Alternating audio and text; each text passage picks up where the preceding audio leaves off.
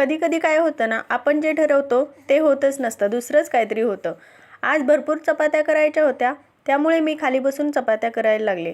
उभं राहून चपात्या करायचा कंटाळा आला होता, पण शेगडीने साथ सोडली, त्यामुळे मला उभं राहूनच सगळ्या चपात्या बनवाव्या लागल्या. आज आम्ही घरीच व्हेज मराठा बनवणार होतो.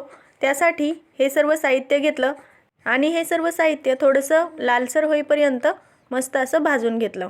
हे सर्व साहित्य काढून घेतलं आणि त्याच कढईमध्ये कांदा परतवण्यासाठी ठेवला. कांदा परतवण्यासाठी ठेवलाय तोपर्यंत तुम्हाला एक गंमत दाखवते. हे बघा, आमची दीदी कशी हरभरा खाण्याचा आनंद घेतेय.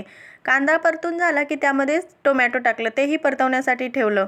टोमॅटो परतत आहे तोपर्यंत अजून एक गंमत बघा. हे बघा, सगळेजण हरभरा खात बसलेत. आमच्याकडे आज हरभरा आणला होता, तर सगळेजण हरभरा खाण्याचा आनंद घेत होते. भाजून घेतलेलं सर्व सामान मिक्सरच्या भांड्यामध्ये घातलं आणि त्याची मस्त अशी फाईन प्युरी बनवून घेतली. त्यानंतर कढईमध्ये थोडंसं तेल घातलं आणि बनवलेली पेस्ट त्यामध्ये घालून मस्त अशी परतवून घेतली.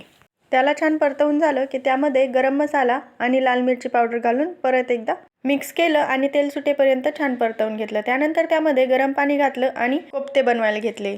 कोबी चिरून घेतला, उकडलेला बटाटा त्यामध्ये घातला, अद्रक लसूण मिरची घातली, 2 चमचे कॉर्नफ्लोअर घालून घेतलं आणि मिक्स करायला घेतलं. त्यानंतर आठवलं कोथिंबीर तर राहिलीच. कोथिंबीर घालून घेतली, भाजीवरही थोडीशी कोथिंबीर घातली. त्यानंतर मीठ आणि बेसन पीठ घातलं, भाजीवरती कसुरी मेथी त्यावर थोडीशी बारीक केली आणि घातली.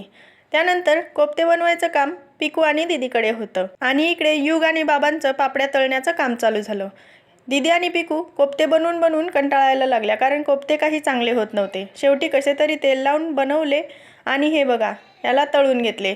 त्यानंतर बऱ्याच दिवसांपासून वाट बघत असलेली वॉशिंग मशीन आली. तुम्हाला जर माझे व्हिडिओज आवडत असतील तर चॅनलला सबस्क्राईब करा.